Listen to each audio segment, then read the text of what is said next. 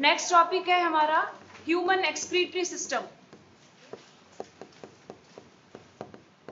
Excretory system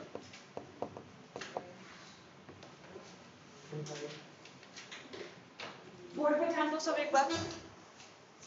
सबसे पहले तो एक्सक्रीशन क्या होता है? Excretion, what is excretion?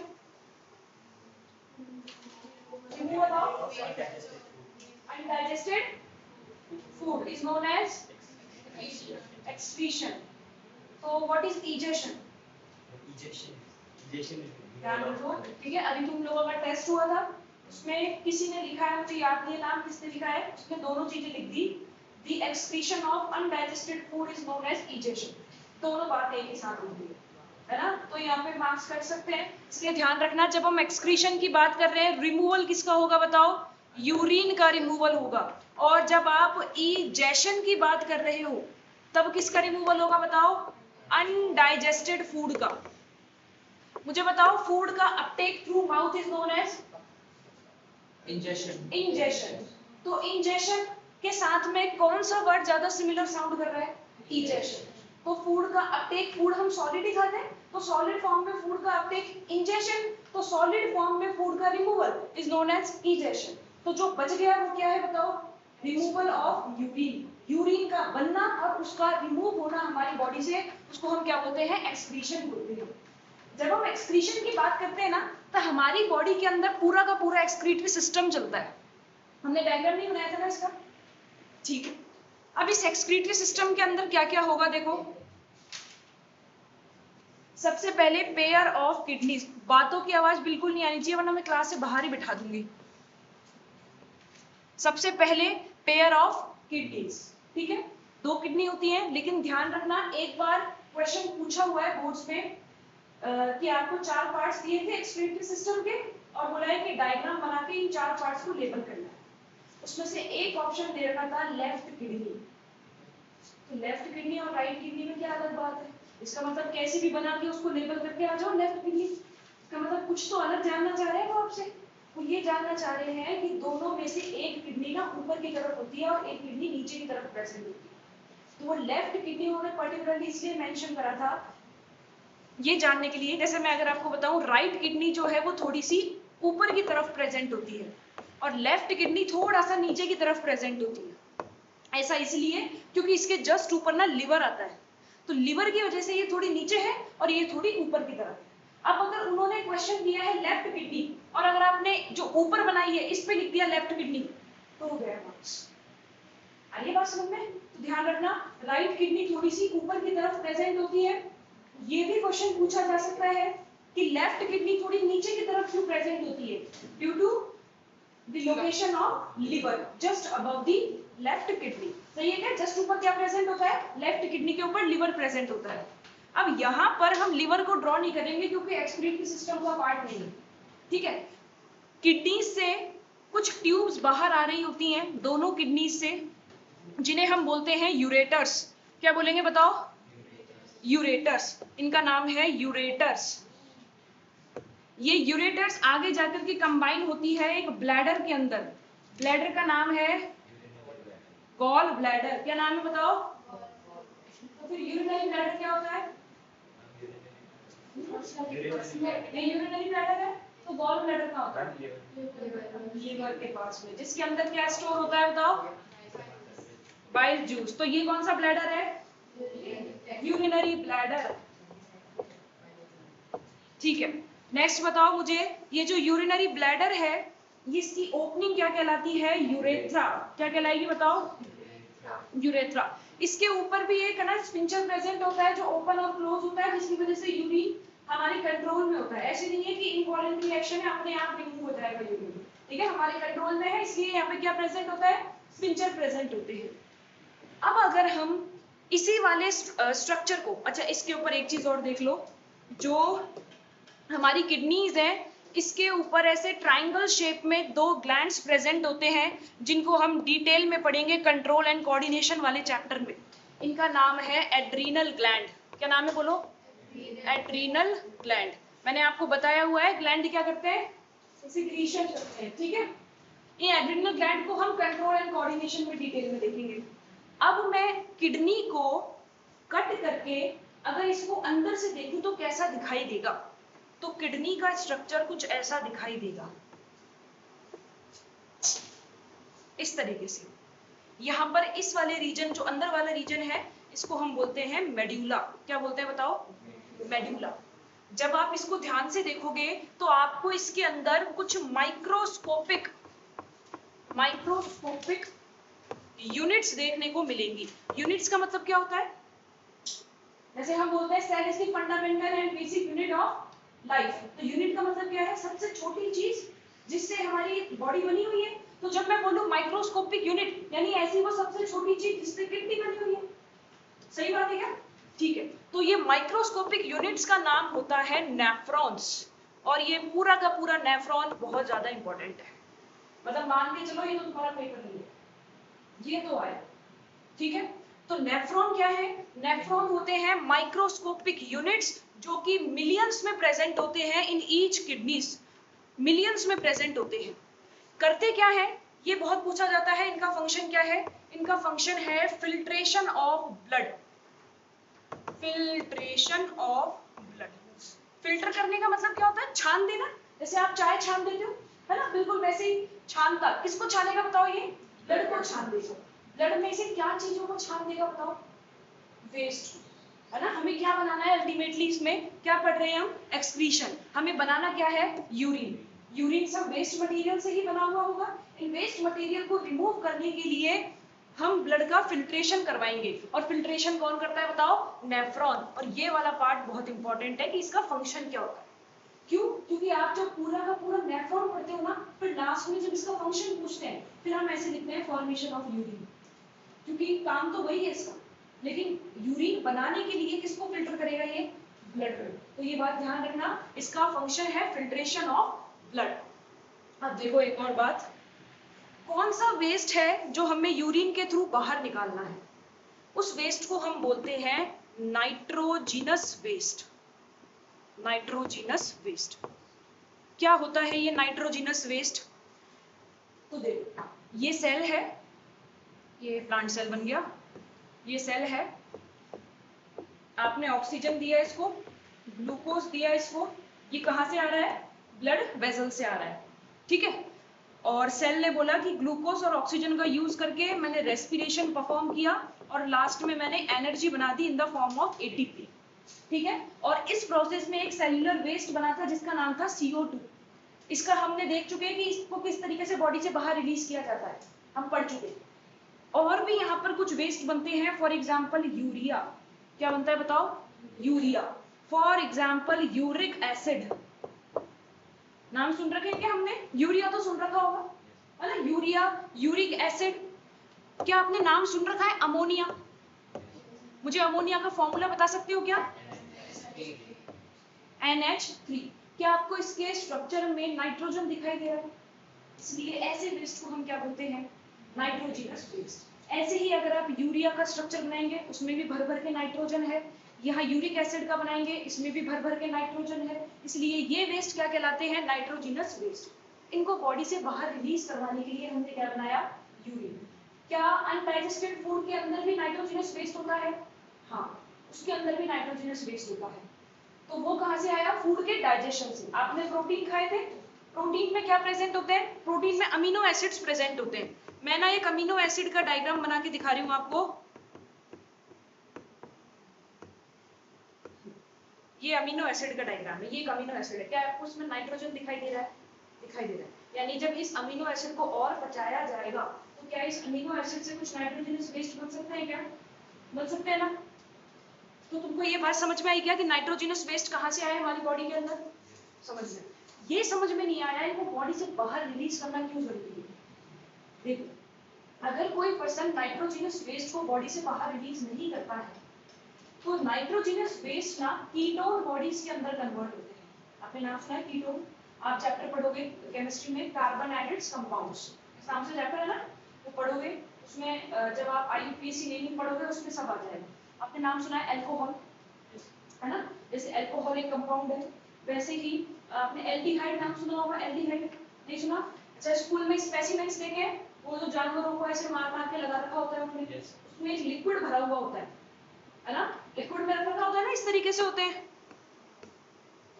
इसके अंदर कोई ना कोई जानवर बिठा रखा होता है इन्होंने, ऐसे होते हैं ना, और इसके अंदर एक फ्लूइड फील्ड होता है, वो फ्लूइड भी क्या होता है, एल्डिहाइड ही होता है। तो कीटोन बॉडीज यहाँ पर क्या बनेंगी बताओ, कीटोन बॉडीज। ये कीटोन क्या होता है ना, इनको डिटेल में आप केमिस्ट्री में पढ़ लो, ठीक है। ये कीटोन बॉडीज ना बहुत ज्यादा टॉक्सिक होती है हमारी बॉडी के लिए। अगर ये कीटोन बॉडीज ब्लड में मिक्स हो गई और मिक्स होने के बाद हमारे ब्रेन तक पहुंच गई, वहां पहुंचने के बाद ना ये और कहीं नहीं जाती, वहीं इकट्ठी होती है, ब्रेन में इनका अक्यूमुलेशन होता है, और अक्यूमुलेशन होने की वजह से ये इतनी डेंजरस है कि कोई पर्सन कोमा में जा सकता है। मतलब अगर मैं सिंपल टर्म्स में बोलूं तो अगर आप अनडाइजेस्टेड फूड को रिलीज नहीं करते हो बॉडी से, बहुत दिनों तक पेट में ही रखते हो, नहीं ये तो मेरा माल है मैं इसको जाने नहीं दूंगा, ऐसे सोचते हो, है ना, या फिर यूरिन जो है वो बॉडी से रिलीज नहीं हो रहा है, तो फिर बॉडी में बनती है कीटोन बॉडीज। ये एक दिन या 2 दिन का नहीं है, धीरे धीरे बनने लगती है और बहुत साल बाद जाकर के कुछ ऐसी दिक्कत आती है। अरे बात समझ में? तो हमको ये इतनी बात मैंने आपको इसलिए बताई ताकि आपको पता चले कि नाइट्रोजनस वेस्ट को बॉडी से रिमूव करना क्यों जरूरी है। समझ में आया क्यों जरूरी है? और मुझे ये भी समझ में आया कि मुझे किस किस को बॉडी से बाहर रिलीज करवाना है।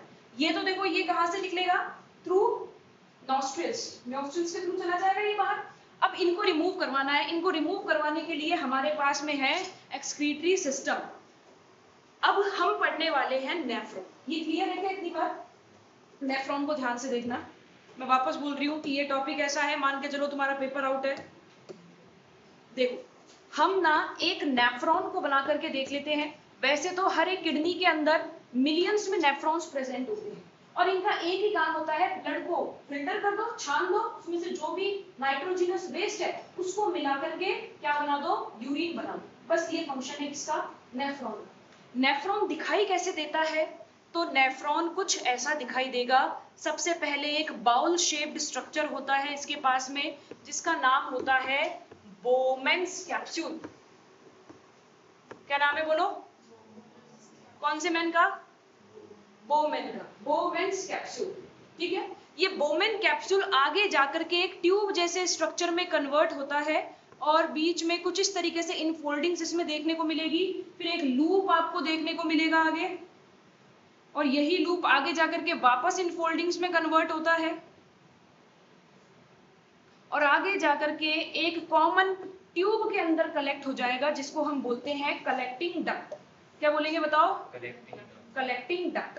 ये किसका डायग्राम बनाया है मैंने? नेफ्रॉन का, ठीक है। आगे देखो, मैं इसके अंदर बना रही हूं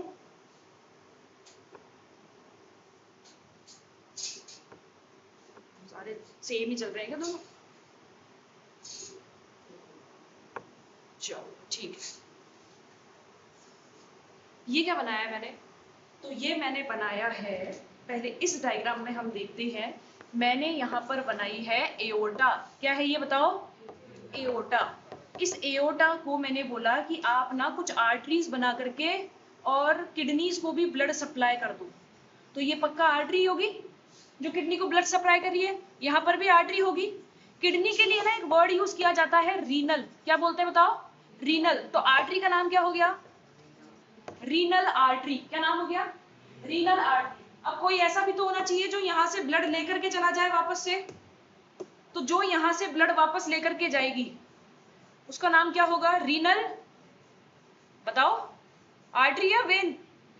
वेन। तो ये है रीनल वेन। और रीनल वेन क्या इसमें एओर्टा में मिक्स हो रही है? नहीं। ये कौन है बताओ? वीना कावा। कौन है बताओ? सुपीरियर वेन और सुपीरियर आर्टरी, ये दोनों यहाँ तक आएंगी और आगे जाकर के किडनीज को ब्लड सप्लाई भी करेगी और वहां से ब्लड वापस लेकर के भी आएगी। जो सप्लाई कर रही है वो रीनल आर्टरी, जो ब्लड वापस लेके जा रही है डीऑक्सीजनेटेड वाला वेन। क्लियर है क्या? तो मैंने जो ये यहाँ डायग्राम बनाया है, इसमें मैंने बनाई है रीनल आर्टरी, क्योंकि मैंने रेड कलर से बनाई है दोनों को। अब देखो क्या होता है, आर्टरी ना, आर्टरी आगे जाकर के, जो रीनल आर्टरी है, ये रीनल आर्टरी आगे जाकर के कुछ ब्रांचेस बनाती है, आर्टरी की छोटी छोटी ब्रांचेस, उनको हम बोलते हैं आर्टेरियोल। क्या बोलते हैं बताओ? आर्टेरियोल। नाम से ही पता चल रहा है आर्टरीज की ब्रांचेस हो सकती हैं, तो आर्टेरियोल हम इनको बोलते हैं। तो यहाँ पर जो मैंने बनाया है ये, इसका नाम है रीनल आर्टेरियोल, या फिर हम बोलेंगे एफरेंट, बोलो आर्टेरियोल। ये तुमको थोड़ा ऐसा लग रहा होगा कि नाम बहुत ज्यादा हो गए एक साथ, ऐसा लग रहा है क्या कि थोड़ा सा हार्ड होता जा रहा है, लेकिन वापस से वही वाली बात याद करो कि ये वाला टॉपिक तो मान के चलो तुम्हारा पेपर लीक हो चुका है, ये तो आएगा ही आएगा। और ये वही वाला लॉजिक है, जो हमें दिमाग में नहीं आता वो पेपर में जरूर आता है। इसका मतलब ये समझ नहीं आया ना, इसका मतलब ये जरूर आएगा। ऐसा ही होता है जब आप पूरा चैप्टर पढ़ के जाते हो और कोई एक टॉपिक छोड़ जाते हो कि ये तो आप पूरा पढ़ लिया तो ये तो शायद ही आएगा, और वही बात आता है ना, क्योंकि टीचर्स को पता होता है क्या देना है। तो इसलिए एक बार ध्यान से देखो, मैं इसको चाहे 2 बार या 3 बार समझाऊंगी, एक बार में समझ में नहीं आ रहा कोई बात नहीं, पर एक बार ध्यान से देखो और सुनो अच्छे से। तो मुझे बताओ ये आर्टेरियोल क्या होता है, किसकी ब्रांच है, आर्टरी। और कौन सी आर्टरी आ रही थी किडनी के अंदर, रीनल आर्टरी। तो किसकी ब्रांच है, रीनल आर्टरी की ब्रांच है। ये ब्रांच आ रही है, इसलिए इसका नाम हमने कर दिया आने से ए फॉर एफरेंट, तो वापस से निकल के यहाँ से जा रही है, इसलिए इसको हमने बोल दिया ईफरेंट। क्या बोल दिया बताओ, ईफरेंट। ये कौन है, ये भी आर्टेरियोल है। कंफ्यूज हो गए, ठीक है, तो बात मत करो कंफ्यूज होने में। अब यहाँ देखो, मुझे बताओ बोमेन्स कैप्सूल में आने के बाद जो आर्टेरियोल यहाँ से एग्जिट ले रही है, ई फॉर एग्जिट, उसका नाम भी ई से ही स्टार्ट होगा, ईफरेंट। याद रहेगा, जो एग्जिट ले रही है ई फॉर एग्जिट और ई फॉर ईफरेंट आर्टेरियोल। जो आ रही है, ए से आ रही है, उसको हम क्या बोलेंगे, एफरेंट बोलेंगे। याद रहेगी बात। अब इसमें देखो मैं तुमको पहले बता दूं बच्चे क्या मिस्टेक करके आते हैं, ताकि तुम वो मिस्टेक को अवॉइड कर सको। बच्चे यहाँ से तो लिखेंगे एफरेंट आर्टरी, एफरेंट वेन, इसको क्या लिख देते हैं बताओ, वेन लिख देते हैं। तो ये वेन है क्या, ये दोनों ही आर्टरी है, ध्यान रखना, ये वेन नहीं है, ये भी आर्टरी है और ये भी आर्टरी है, दोनों ही आर्टरी की छोटी छोटी ब्रांचेस हैं। वो ए से एफरेंट, ये एग्जिट हो रही है इसलिए ईफरेंट। याद रहेगी ये बात। आगे देखो, आगे हमने बोला कि ये जो बीच में आर्टरी का एक नेटवर्क बनाया है, बीच में जो आर्टरीज ने एक नेटवर्क बनाया है, इस नेटवर्क को हम बोलते हैं ग्लोमेरुलस। क्या बोलेंगे बताओ, ग्लोमेरुलस, बोलो यार तुमको पता है, ग्लोमेरुलस। और जो आर्टरी आ रही है उसको एफरेंट आर्टरी, जो एग्जिट ले रही है इफरेंट आर्टरी। और ग्लोमेरुलस किसके बीच में है, बोमेन्स कैप्सूल, जो कि ऐसे एक बाउल शेप या फिर मुंह कटोरे जैसा स्ट्रक्चर है, ठीक है। उसके बाद में मुझे ट्यूब जैसा पार्ट दिखाई दे रहा है, पूरा ट्यूब वाला पार्ट है, इसलिए यहाँ पर जो पहली बार ये वाला डिजाइन आपको देखने को मिलेगा, इसको हम बोलते हैं पीसीटी। क्या बोलेंगे बताओ, पीसीटी। पूरा नाम हम बताऊंगी क्या होता है पीसीटी। सेम ऐसा ही कुछ स्ट्रक्चर आपको यहाँ देखने को मिल रहा है, इसको हम बोलते हैं डीसीटी। क्या बोलेंगे बताओ, उसको क्या बोला था, पीसीटी। ये क्या है, डीसीटी। पीसीटी का पूरा नाम देखो, प्रॉक्सिमल, बोलो साथ में, कॉन्वोल्यूटेड ट्यूब्यूल। ट्यूब्यूल का मतलब ट्यूब है ना, तो ट्यूब ही दिखाई दे रही है, पूरा नाम बोलो, प्रॉक्सिमल कॉन्वोल्यूटेड ट्यूब्यूल। इसका नाम क्या है, इसका नाम है डिस्टल, बोलो कॉन्वोल्यूटेड ट्यूब्यूल। याद रहेगा ये, पहले पीसीटी उसके बाद में डीसीटी।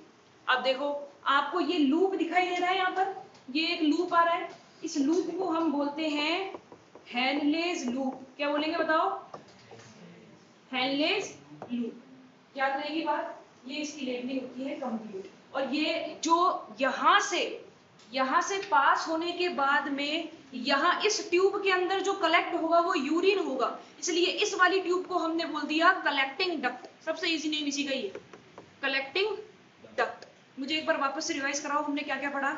हम पढ़ रहे हैं क्या, एक्सक्रीटरी सिस्टम। एक्सक्रीटरी सिस्टम क्या करता है, एक्सक्रीशन ऑफ यूरिन, ठीक है। जब भी एक्सक्रीशन की बात करेंगे तो किसका एक्सक्रीशन होता है, यूरिन का। और अगर अनडाइजेस्टेड फूड है तो इजेशन।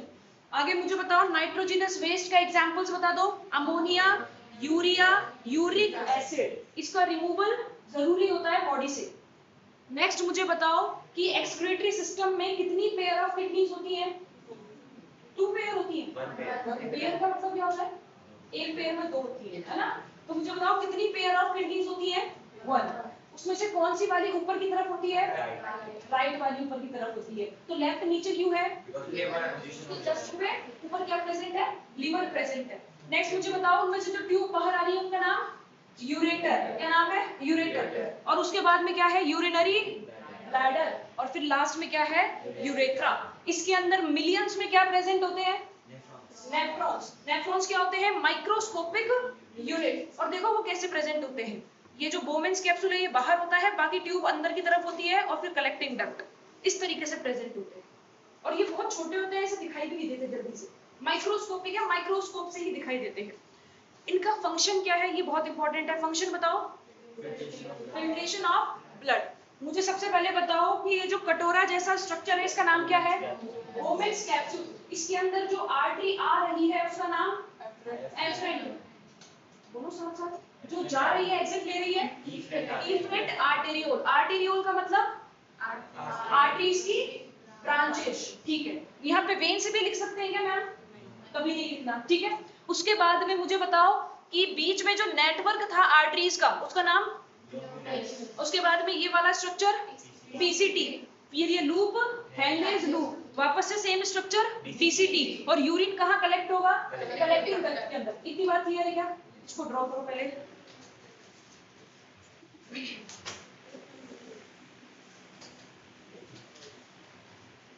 ये इसी तरीके से लिख लेना।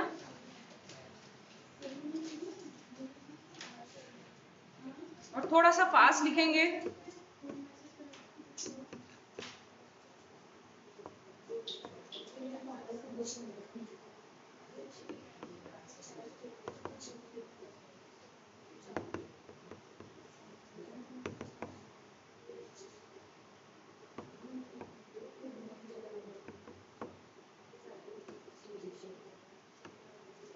भी लिखना है क्या? हाँ इजेशन भी लिखो ताकि जब जब ये पढ़ो तुमको वो भी ध्यान रहे, वरना फिर वापिस से वही लिख करके आते हैं। Excretion of undigested food is known as egestion. दोनों बातें एक साथ लिख दी।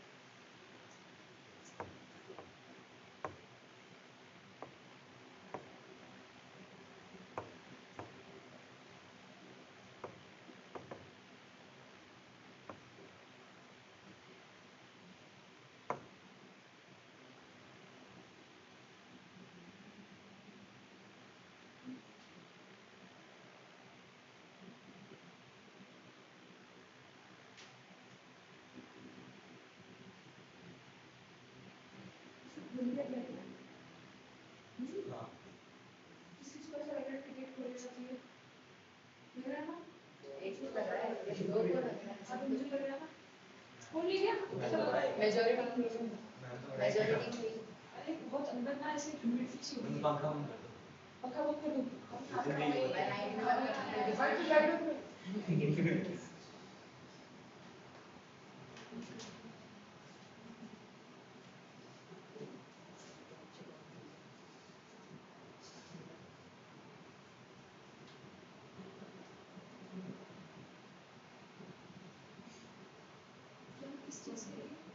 तुम्हारा बर्थडे लगता है क्यों हैप्पी बर्थडे आ जाए? मैं तुम्हारे कुछ लाई नहीं मैं एक चीज लाई हूँ। मैं एक चीज लाई हूँ बताऊँ क्या? नहीं लेट्स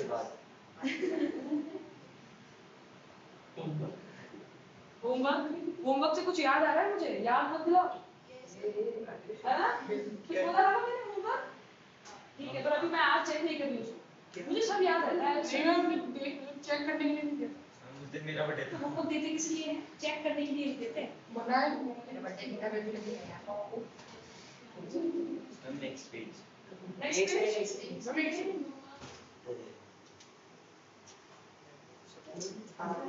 रोहन तुम्हारे क्या मार्क्स है बायो में? मैम 22। क्यों? मैम पता नहीं वो लिखा तो था पॉइंट से सही था आपके मार्क्स। अच्छा मेरी गलती है। मैंने बोला मैम मेरा इसका सेम आंसर था। अरे फिर भी इसको मार्क्स ऐसा कैसे हो सकता है? मैम तो अलग अलग में बैठे थे। इसको मार्क्स दिए मैंने? बिल्कुल लैंग्वेज में सेम लिखी थी। अभी टेस्ट को भी नहीं माना। ऐसा कैसे हो सकता है? सेम लैंग्वेज नहीं है थोड़ा सा। ऐसा तो एक ही तरीके से हो सकता है। फिर तो मेरा 28 है।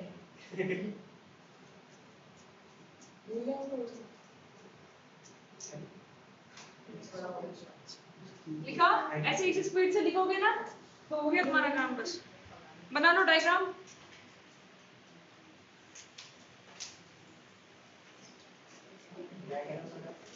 हाँ डायग्राम बनाना है ये। वो कह रहा हूँ वही तो कह रहा हूँ डायग्राम बनाते हैं।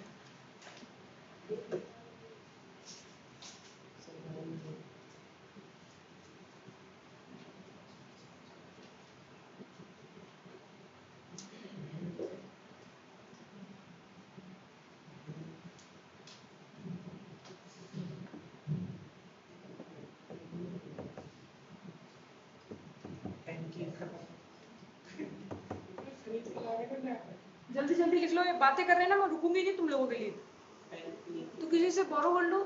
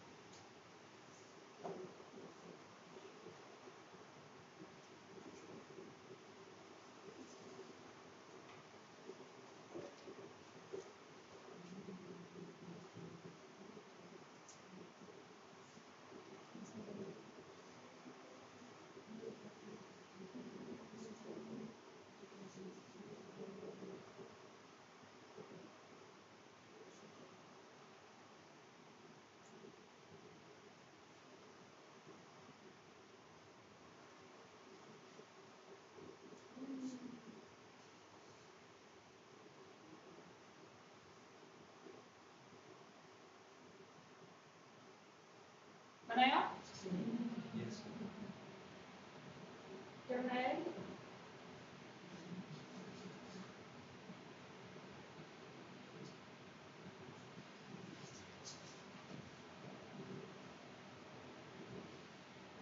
डायग्राम ही ऐसा बनाओ कि देखने वाले को लगे कि हाँ इसकी बॉडी बॉडी है।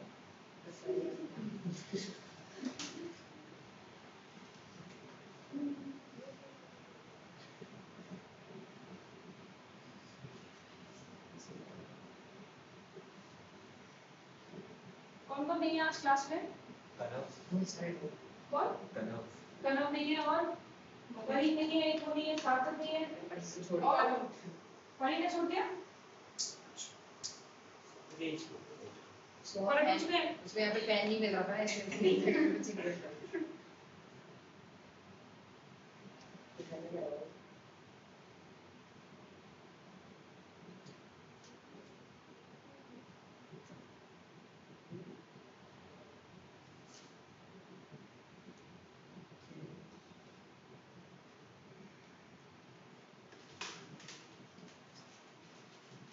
मुझे लगता नहीं है कि आज खत्म हो पाएगा। इसको एक क्लास और लेनी पड़ेगी क्योंकि नेफ्रॉन को समझाया तो नहीं मैंने कुछ देख ली तो बताइए नेफ्रॉन ड्यूरिंग बनता कैसे वो प्रोसेस को तो पढ़ाई नहीं है। हाँ ये कितना है इसलिए ये देखो तो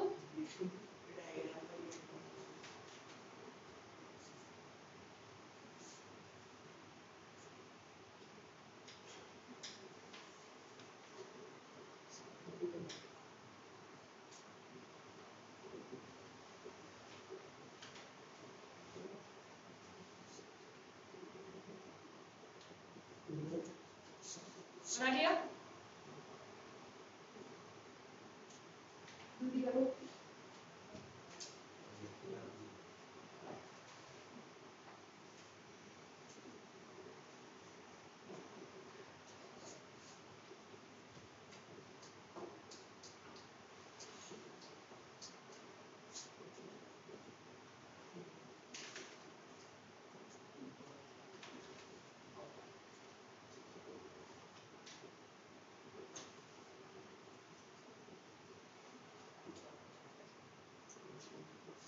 लिखा? लिखो जल्दी लिखो।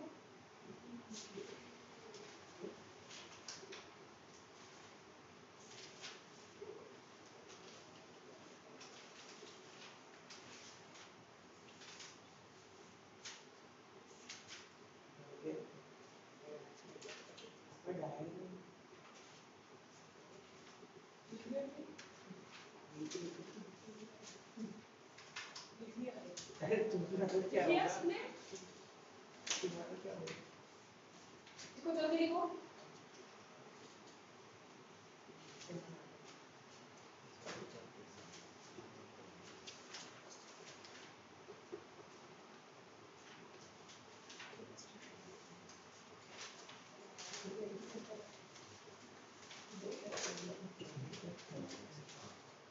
लिखा?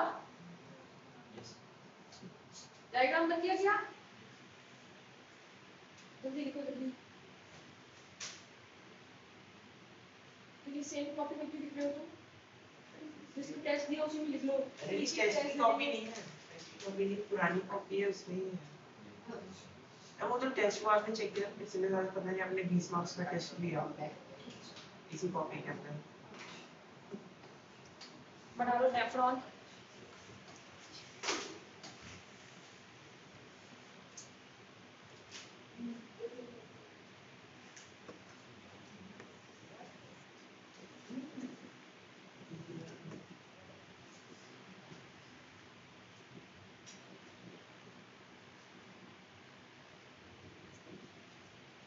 ये Bowman's capsule doctor Bowman's capsule doctor क्या होता है?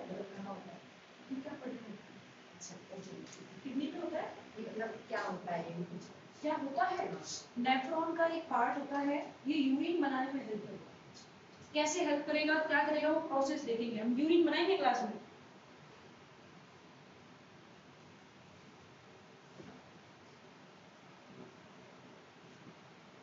लेकिन उससे पहले ये डायग्राम तुमको याद होना चाहिए। एक बार घर जाकर के और बिना देखे ड्रॉ करने की कोशिश करना। और ऐसी कोशिशें तुम करते ही नहीं हो। कोई है क्या जो सिंसियरली घर जाकर के ऐसे डायग्राम्स को दोबारा बना के देखता हो? एक बार, कभी कभी, और पिछली बार बनाए थे और अपनी बार क्या हो गया? क्यों? कितने मार्क्स आए तुम्हारे? 21 इसलिए नहीं बनाई हो कि अच्छे आ गए? नहीं तो बनाते हो रोज? मैं कभी कभार बना लेता कभी कभार तुम पता नहीं कब बना लेते हो। एकदम से बना देते हैं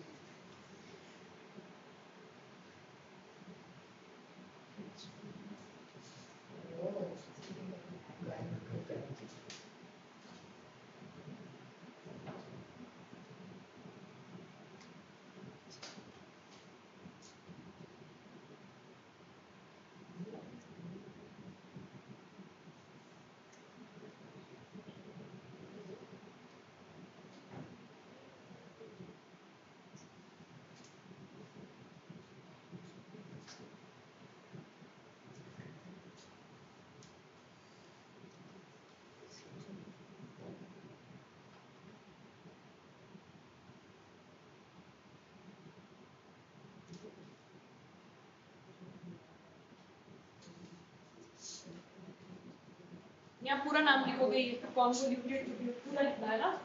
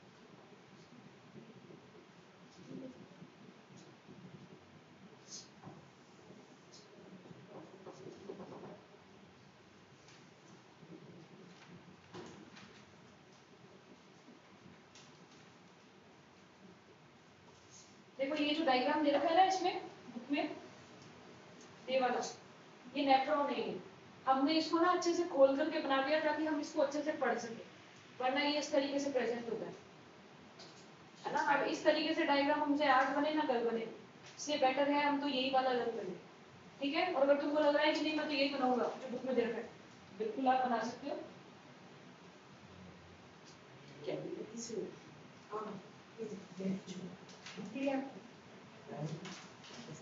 बनाया? अब देखो बोर्ड पे वो आर्ट्रियल जो लिखा है दोनों के, उनको आर्टरी भी तो लिख सकते हैं। इसको नहीं वो जो एक्सीडेंट है उसमें आर्ट बिल्कुल आर्टरी लिख आर्टरी सकते भी हैं। लिख सकते हैं। हाँ बिल्कुल लिख सकते हैं आर्टरी, लेकिन वो आर्टरी की सब ब्रांचेस है तो हमने नाम भी लिख दिया आर्टरी। आप आर्टरी भी लिख सकते हो, बस वेन मत लिख देना गलती से, ठीक है। अब देखो आगे, ये जो इफरेंट आर्टरियोल है ये आगे जाने के बाद में इसी नेफ्रॉन के चारों तरफ अपने आप को ऐसे लपेट लेगी। ये देखो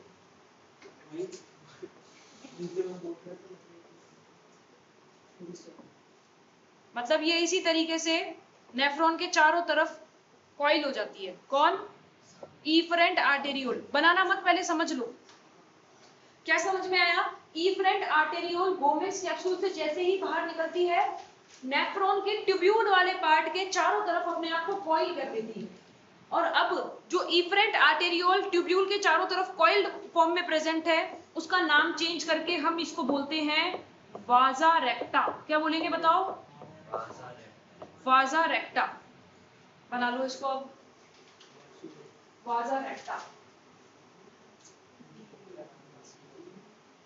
देखो डायग्राम में भी दिखाई दे रही होगी ना आपको, यहाँ पर नीचे नेफ्रॉन के ट्यूब्यूल वाले पार्ट में, इसको वाजा रेक्टा बोलते हैं।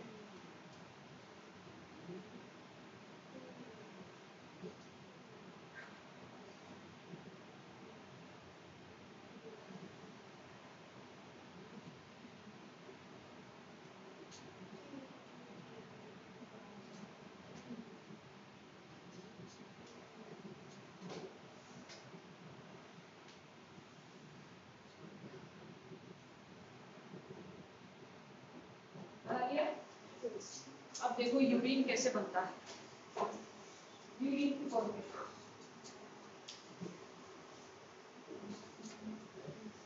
देखो बोर्ड पे होना चाहिए सारा ध्यान। यूरिन फॉर्मेशन, हम स्टेप्स देख रहे हैं, स्टेप्स ऑफ यूरिन फॉर्मेशन। देख लो, अभी लिखने का कोई काम नहीं है, शायद मैं नेक्स्ट क्लास में लिखूंगी, इसलिए समझ लो ढंग से। सबसे पहले क्या होता है, जो बोमेन्स कैप्सूल है उसके अंदर, और ये बोमेन्स कैप्सूल है और इसके बीच में बताओ ये क्या प्रेजेंट है? ये क्या है? ग्लैमरस नहीं, ग्लोमेरुलस। क्या है बताओ? ग्लोमेरुलस। इसका नाम क्या है? Efferent arteriole. और इसका नाम क्या है? और आगे जाके यही क्या बन जाती है? वाजा रेक्टा बन जाती है।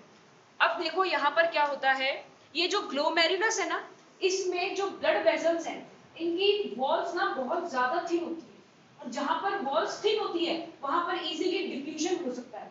हमने लिख पढ़ा था कैसे छोटे छोटे पोर्स में से कुछ चीजें बाहर लीक हो जाती हैं, ऐसे ही यहाँ पर कुछ मॉलिक्यूल्स ट्रांसफर होकर के आ जाएंगे। जैसे यहाँ से कुछ मॉलिक्यूल्स यहाँ आ जाएंगे ग्लोमेरुलस से बोमेन्स कैप्सूल के अंदर। अब वो वही मॉलिक्यूल्स हो सकते हैं जिनका साइज छोटा होगा, सही बात है ना। अब ये ध्यान रखना है यहाँ पर कौन कौन से मॉलिक्यूल्स क्रॉस होकर के डिफ्यूज होकर के यहाँ आ जाएंगे, या फिर बोलूं फिल्टर होकर के आ जाएंगे। फिल्ट्रेशन ही हो रहा है यहाँ पर, ठीक है। अब देखो कौन कौन आएगा, ग्लूकोज, साथ में ऑक्सीजन, साथ ही साथ में मैंने बोला सॉल्ट्स आ जाएंगे। सॉल्ट्स जैसे, मुझे बताओ सॉल्ट का कोई एग्जांपल बता दो। NaCl, इसका ब्रेक डाउन करके बताओ। ये क्या बन गए? आयंस। क्या बन गए? आयंस। तो ये सॉल्ट ना इस फॉर्म में होते हैं यहाँ, सोडियम आयंस, क्लोरीन आयंस, ठीक है, कुछ इस तरीके से प्रेजेंट होते हैं। आगे देखो, आगे मैंने बोला यूरिया, अमोनिया, नेक्स्ट है यूरिक एसिड, अमीनो एसिड, ये यूरिक एसिड और अमीनो एसिड एक ही बात है क्या? अलग अलग चीज है, वो नाइट्रोजनस वेस्ट है, और ये क्या है? प्रोटीन बन सकते हैं इससे ना, स्मॉलेस्ट यूनिट है प्रोटीन की। तो ये सारी चीजें यहाँ पर क्या हो जाती है, फिल्टर होकर के किसके अंदर एंटर कर जाती है बताओ? बोवेन्स कैप्सूल के अंदर। बिल्कुल वैसे ही जैसे आप चाय छानते हो, जब आप चाय छानते हो तो चाय तो नीचे आ जाती है और चाय पत्ती ऊपर रह जाती है। तो जो चाय छन के नीचे आई है उसको हम बोलते हैं फिल्ट्रेट। जो फिल्टर होके नीचे आ जाए उसको हम क्या बोलते हैं? फिल्ट्रेट। तो यहाँ पर ये जो चीजें छन के नीचे आ चुकी है इनको हम क्या बोलेंगे? फिल्टरेट। स्पेलिंग गलत लिख दी क्या मैंने? फिल्ट्रेट। ठीक है, तो क्या बोलेंगे बताओ इनको? फिल्ट्रेट बोलेंगे। क्लियर है क्या? ये सारी चीजें छन करके कहाँ आ चुकी है? नेफ्रॉन के अंदर आ चुकी है। इसलिए इस प्रोसेस को हम क्या बोलते हैं? हम इसका नाम देते हैं अल्ट्रा फिल्ट्रेशन। क्या बोलेंगे बताओ? बोमेंस कैप्सूल में आएगी। हाँ, तो बोमेंस कैप्सूल में जाएगी, अभी नेफ्रॉन तो नेफ्रॉन ही तो है ये। बोमेंस कैप्सूल नेफ्रॉन का ही तो पार्ट है। अरे बाप रे, इतनी जल्दी कैसे? क्यों आया? हाँ? वो भी है। कहीं गए हुए थे, अब ये भी गया। और ये तो मैंने इससे पहले एक बात और बोली थी, ये तो तुम्हारा पेपर लीक मानो, बोला था ना मैंने ऐसा। इसके साथ वही चीज हो गई कि जिस दिन आप नहीं जाते उसी दिन सबसे इम्पोर्टेंट काम हो जाता है। ठीक है, पूछ ले। Thank you. तो मुझे बताओ इनको क्या बोलते हैं? अरे बातें नहीं, क्या बोलेंगे बताओ? फिल्ट्रेट बोलेंगे। क्लियर है क्या? और प्रोसेस का नाम बताओ? Ultra filtration. सेकंड देखो, जिसको बात करनी है वो कलर को बाहर ले जाओ, आराम से बात। नेक्स्ट प्रोसेस है सेलेक्टिव रीएब्जॉर्प्शन। क्या नाम है बताओ? Selective reabsorption. मुझे एक बात बताओ, क्या ये ग्लूकोज आपके काम का नहीं है क्या? है ना? यहाँ पर वाटर भी लिखना है, वाटर लिखना भूल गई मैं, वाटर। क्या ये वाटर आपके काम का नहीं है? क्या इसमें से अमीनो एसिड काम का है? बिल्कुल। क्या इसमें से ऑक्सीजन काम का है? बिल्कुल। तो इन चीजों को यूरिन में क्यों डाल रहे हो? इसको वापस से क्या कर लो? एब्जॉर्ब। तो फिर इसको रिलीज ही क्यों करा जब एब्जॉर्ब करना था? क्योंकि वो डिफ्यूजन हुआ है, वो हमारे कंट्रोल में नहीं था, वो बॉडी के कंट्रोल में नहीं था। जिन भी मॉलिक्यूल्स का साइज छोटा था वो यहाँ से डिफ्यूज होकर बोमेंस कैप्सूल के अंदर आ गए, लेकिन बाद में तो इनको एब्जॉर्ब किया जा सकता है ना। तो इन चीजों को वापस से क्या कर लिया जाएगा बताओ? एब्जॉर्ब। और कहां पर होगा ये? ट्यूब्यूलर रीजन में होगा, ट्यूब्यूलर पार्ट में। ट्यूब्यूलर पार्ट में ऐसा किया जाएगा। कहां पर? ये जो आपने पीसीटी डीसीटी बनाए थे इनके अंदर किया जाएगा। और इनके चारों तरफ आपने ब्लड वेसल भी बनाई थी, क्या नाम था बताओ? वाजा रेक्टा। क्योंकि आप इनको एब्जॉर्ब कर रहे हो तो कहां भेजना पड़ेगा? ब्लड के अंदर ही तो डालना पड़ेगा कि ग्लूकोज एब्जॉर्ब तो कर लिए लेकिन नेफ्रॉन की वॉल के अंदर रखा हुआ है, तो क्या मतलब है? तो ब्लड में डालो ताकि सही जगह पहुंचाया जाए उसको। सही बात है। तो इन चीजों को दोबारा से एब्जॉर्ब किया जाएगा। किस किस को बताओ मुझे? ग्लूकोज, ऑक्सीजन, अमीनो एसिड और वाटर। इन चीजों को सेलेक्ट कर करके वापस से एब्जॉर्ब किया जा रहा है, इसलिए क्या बोल रहे हैं हम? रीएब्जॉर्प्शन, यानी दोबारा एब्जॉर्ब कर रहे हैं। बॉडी ने इससे पहले भी एब्जॉर्ब किया था क्या इनको? हाँ, विलाय ने एब्जॉर्ब किया था ना, किया था। अब दोबारा एब्जॉर्ब करके किसके अंदर डाला जा रहा है बताओ? वाजा रेक्टा के अंदर डाला जा रहा है। ये 2 पॉइंट्स क्लियर है क्या? इनको ड्रॉ करो।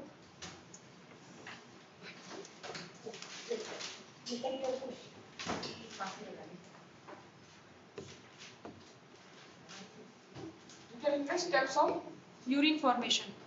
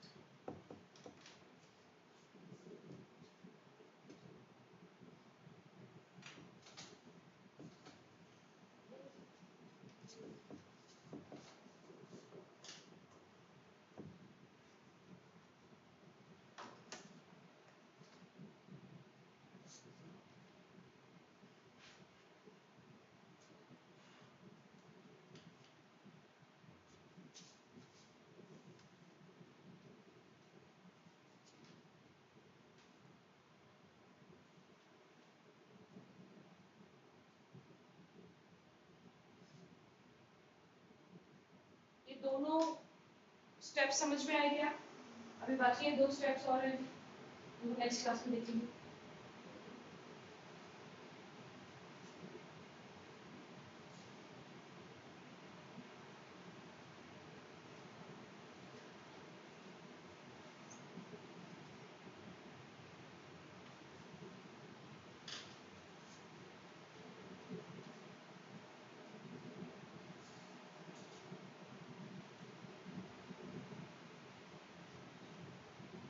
नेक्स्ट क्लास में आओगे उससे पहले नेफ्रॉन का डायग्राम आपको याद होना चाहिए, ठीक है? बनवाऊंगी पहले तो, क्योंकि इतना कुछ नहीं बचा है पढ़ाने के लिए नेक्स्ट क्लास में, तो तुमसे डायग्राम भी बनवाए जाएंगे।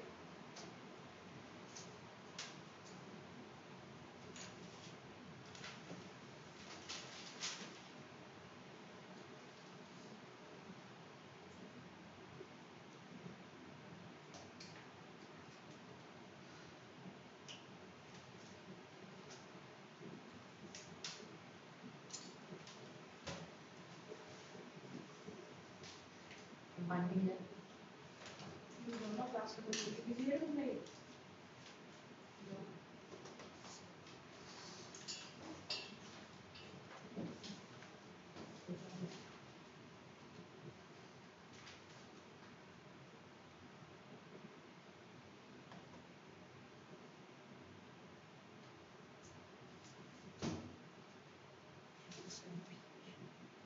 नेक्स्ट क्लास में तुम्हारे करेक्शंस भी चेक करूंगी।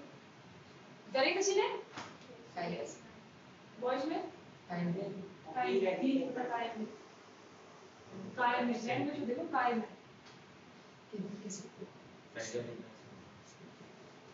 बायो का टेस्ट दिया था तुमने? कितने मार्क्स आए? 28। तो बाकी क्वेश्चंस जो गलत हुए थे उनको करेक्शन करना था। तो नेक्स्ट क्लास में करके लेकर आना। कब कर लिया? टेस्ट से पहले ही लिया था? नहीं, इसके बाद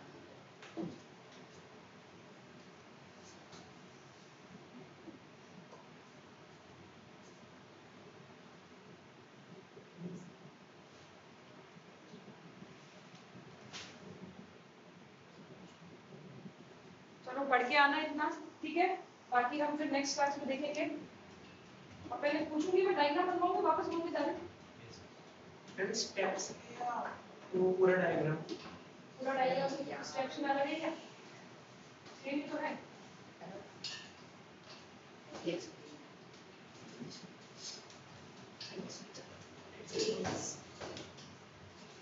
इसको बड़ा चाहिए